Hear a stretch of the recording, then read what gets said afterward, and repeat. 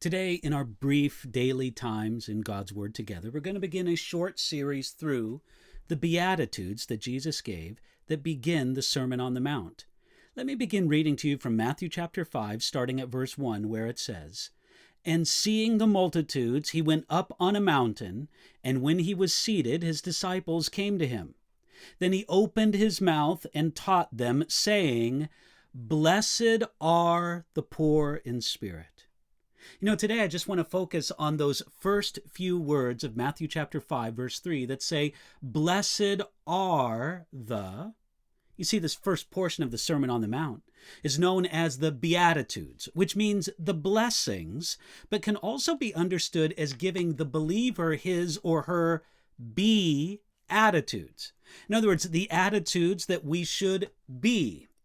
In the Beatitudes, Jesus sets forth both the nature and the aspirations of the citizens of his kingdom.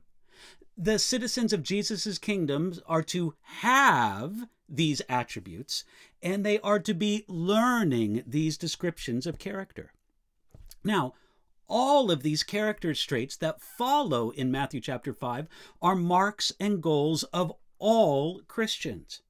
It's not as if we can major in one of them to the exclusion of others, as is the case perhaps with spiritual gifts. There's no escape from our responsibility to desire every one of the spiritual attributes that are described in the Beatitudes. If you meet someone who claims to be a Christian, but displays and desires none of these traits, you may rightly wonder about their salvation, because they don't have the character of kingdom citizens. But if you meet someone who claims to have mastered these attributes, you can question their honesty. Now, Jesus began these famous words by simply saying, "Blessed are." He promised blessing to his disciples, promising first that the poor in spirit are blessed. The idea behind the ancient Greek word for blessed is happy, but happy in the truest, most godly sense of the word, not in our modern sense of merely being comfortable or entertained at the moment.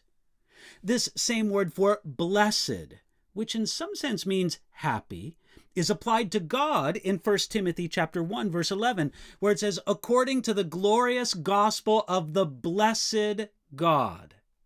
William Barclay said that this word describes, quote, "that joy which has its secret within itself, that joy which is serene and untouchable and self-contained, that joy which is completely independent of all the chances and changes of life."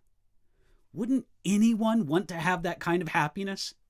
Jesus spoke of something here that goes beyond an adrenaline jolt or being entertained out of our boredom. The Beatitudes describe a life that is truly blessed, a happiness that can't be changed by economic news or personal tragedy. It is a sense of life fulfillment that comes from right relationship with God and others. It doesn't come from power, or it doesn't come from things. Now, Jesus knew a lot about this kind of blessedness. In Matthew chapter 25, verse 34, Jesus said that on the day of judgment, he would say to his people, "Come, you blessed of my Father, inherit the kingdom prepared for you from the foundation of the world." You see, on that final day, he will judge between the blessed and the cursed. Therefore, Jesus both knows and explains what are the requirements for being the blessed one. We can also say that no one was ever blessed more than Jesus was. He really knows what goes into a blessed life. Now, notice also, just in these first few words of Matthew chapter 5, verse 3, that Jesus said, "Blessed are," and not "blessed will be." Jesus described a deep happiness that can be enjoyed now as well as later. We can be sure that it is for later, but it is also for now. Have you ever noticed the last words of the Old Testament? The last idea of the Old Testament is that of a curse. It's right there in Malachi chapter 4, verse 6. "Lest I come and strike the earth with a curse." It's wonderful to also notice that the first word of this opening sermon of the ministry of Jesus is blessed. Sin has cursed the earth.